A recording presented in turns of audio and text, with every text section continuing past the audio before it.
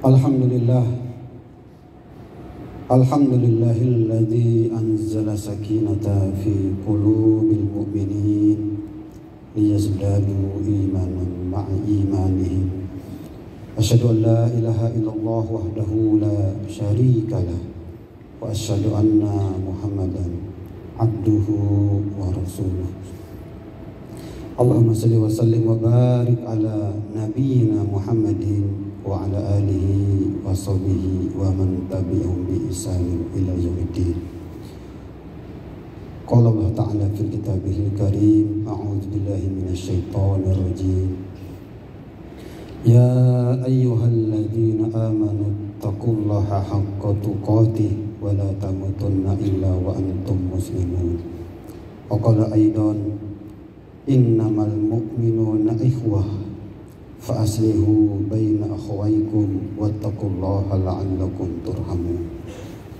Jamaah kaum muslimin sidang Jumat rahimani rahimakumullah. Khatib berpesan kepada pribadi sekaligus kepada jamaah agar hendaknya kita selalu bertakwa kepada Allah Subhanahu wa taala. Dengan ketaatan itu semoga kita mendapatkan ataupun menjadi orang-orang yang beruntung di sisi Allah Subhanahu wa taala. Jamaah kaum muslimin rahimani rahimakumullah. Segala puji bagi Allah Subhanahu wa taala yang telah melimpahkan begitu banyak nikmat dan karunia-Nya bagi kita.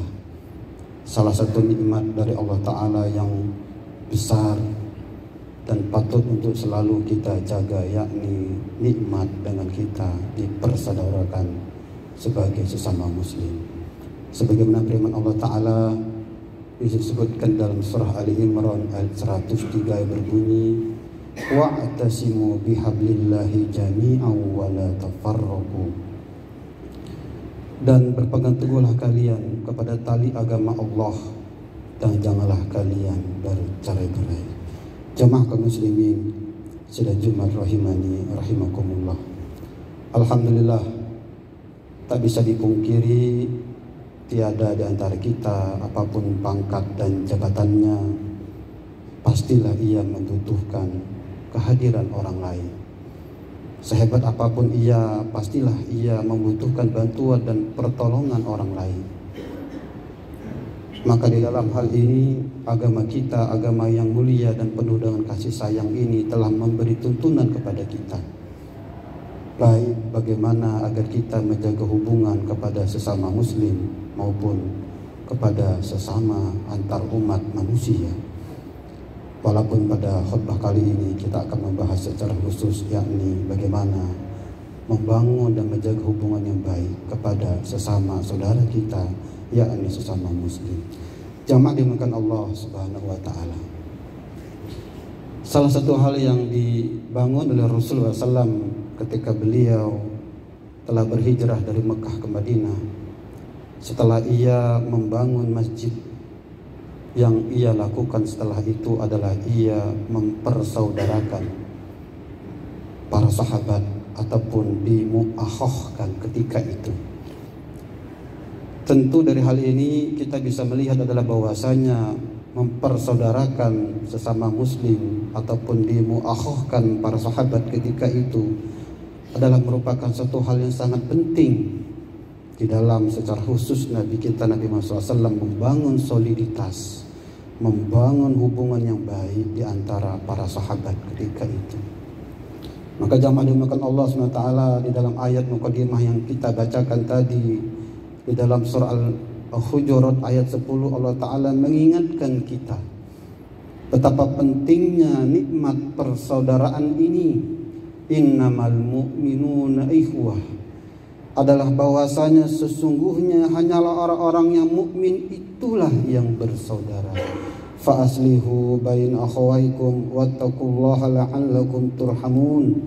Sehingga jika ada di antara saudaramu yang berselisih, maka damaikanlah di antaranya sehingga semoga kalian mendapatkan rahmat Allah Subhanahu wa taala.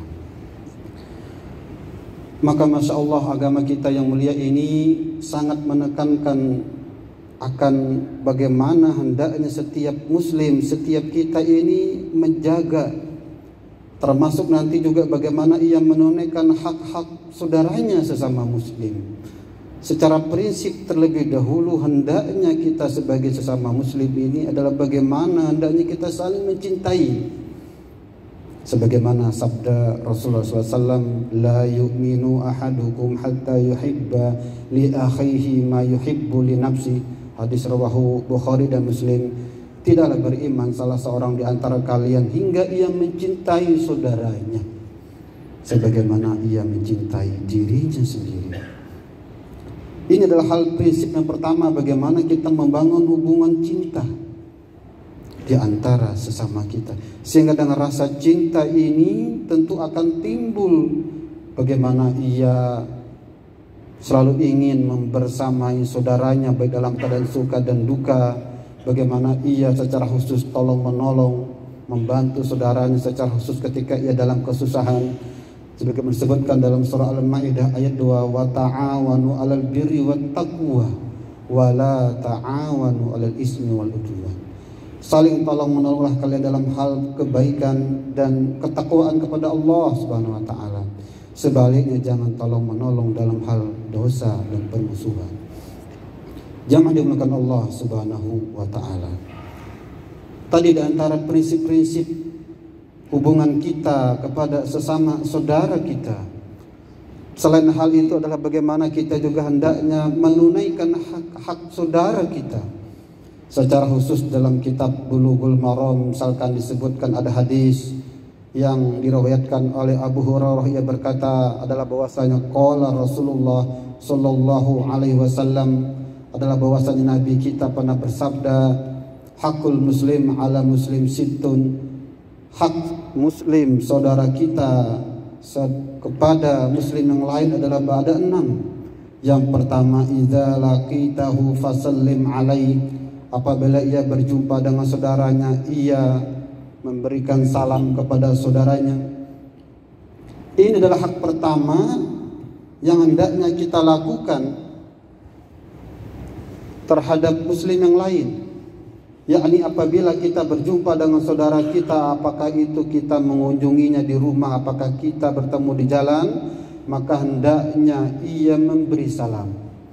Bahkan sebetulnya ada satu sunnah yang telah ditinggalkan oleh kita pada saat ini, yakni memberi salam kepada orang yang bahkan tidak kita kenal. Bukankah kita hanya memberi salam kepada orang yang kita kenal saja? Padahal semestinya kita pun memberi salam kepada orang yang tidak kita kenal. Karena sesungguhnya salam itu merupakan doa, baik doa keselamatan, doa dihindarkan dari bala dan musibah, dan ia mengikat. Maka disebutkan dalam hadis yang lain bahwa kalau kita ingin saling tumbuh rasa cinta, mencintai di antara kita, maka hendaknya ia absus salam, hendaknya ia selalu menebarkan salam. Ini hak pertama kita ataupun saudara kita dari diri kita, yakni idza laqitahu fasallim alaihi. Ada hendaknya kita berjumpa dengan saudara kita, maka hendaknya ia memberi salam kepada saudaranya. Hak yang kedua dari saudara kita sesama muslim adalah bagaimana ketika ia mengundang kita. Idza da'atahu fa'ajibhu wa idza da'aka fa'ajibhu. Jikalau ada saudara kita mengundang kita apapun undangannya, bahkan para ulama ada yang menghukuminya wajib, maka hendaknya kita menghadirinya, terutama undangan walimah pernikahan. Karena nanti ada hadis yang secara khusus menyebutkan hendaknya jikalau seseorang diundang ketika untuk menghadiri walimatul urus, maka wajib baginya untuk menghadirinya. Hak yang ketiga, jamaah dimuliakan Allah Subhanahu wa taala. Wa iza istansahaka fansah lahu, ataupun fansahu. Apabila ada saudara kita yang ingin memintakan nasihat dari kita, maka hendaknya ia memberi nasihat kepada saudaranya. Apabila ia meminta, artinya jikalau tidak diminta, maka tentu nanti dilihat dari kondisinya. Jikalau dengan nasihat kita walaupun dia tidak meminta ternyata itu mendatangkan kebaikan, maka tentu baik untuk ia memberi nasihat. Karena ad-dinun nasihah, sesungguhnya agama ini nasihat. Qulna liman qalillahi wali kitabi wali rasuli wali a'immatil muslimin wa 'ammatihim. Sesungguhnya agama ini nasihat untuk siapa? Kata sahabat, kata Nabi, untuk Allah, untuk Rasulnya, untuk kitabnya, untuk malaikatnya, untuk para pemimpin kaum muslimin dan segenap umat kaum muslimin.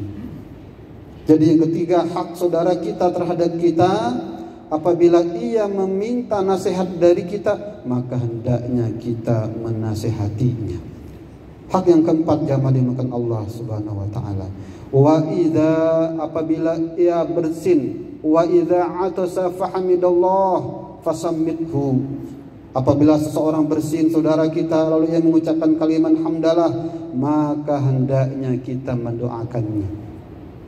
Syaratnya ketika seseorang bersin ia mengucapkan kalimat hamdalah, maka hendaknya kita mengucapkan doa, yakni yarhamukallah. Dan apabila saudara kita yang bersin itu mengucapkan, mendengar ada saudaranya yang mendoakan dirinya, yahdikumullah wa yusbah li lakum. Ini betapa indahnya agama kita ini, yakni diantaranya yakni saling mendoakan saudaranya. Hak yang kelima dari saudara kita terhadap diri kita adalah yakni apabila ia sakit, wa idza marido fa'udhu. Apabila ada saudara kita yang sakit, hendaknya kita kunjungi. Bahkan juga termasuk dalam hal memberi salam, hendaknya kita juga mengunjungi saudara kita bahkan yang tidak kita kenal. Maka tentu lebih sangat diutamakan, sangat ditekankan apabila saudara kita yang memang kenal dan bahkan dekat dengan kita, maka hendaknya kita mengunjunginya. Dengan kita menjenguk saudara kita dan kita mendoakan akan menguatkan batinnya, mengurangi duka keluarganya dan lain sebagainya. Dan yang terakhir, wa idza mata fatba'hu, apabila ia telah meninggal maka iringilah jenazahnya. Ada yang mengatakan dari rumahnya, ada yang mengatakan dari masjid tempat ia disolatkan hingga tempat pemakamannya. Bahkan subhanallah, Nabi kita pernah bersabda, orang yang mengiringi jenazahnya, orang yang mensolati jenazah saudaranya, maka ia mendapatkan pahala sebesar bukit Uhud. Kalau ia mendampinginya, mengikuti jenazahnya sampai pemakamannya, maka ia mendapatkan pahala sebesar 2 bukit Uhud. Jamaah dimuliakan Allah Subhanahu wa taala. Inilah hak-hak saudara kita terhadap diri kita. Bahkan di dalam hadis yang lain juga disebutkan tentang bagaimana hendaknya kita memperlakukan saudara kita, kewajiban kita, hak-hak saudara kita.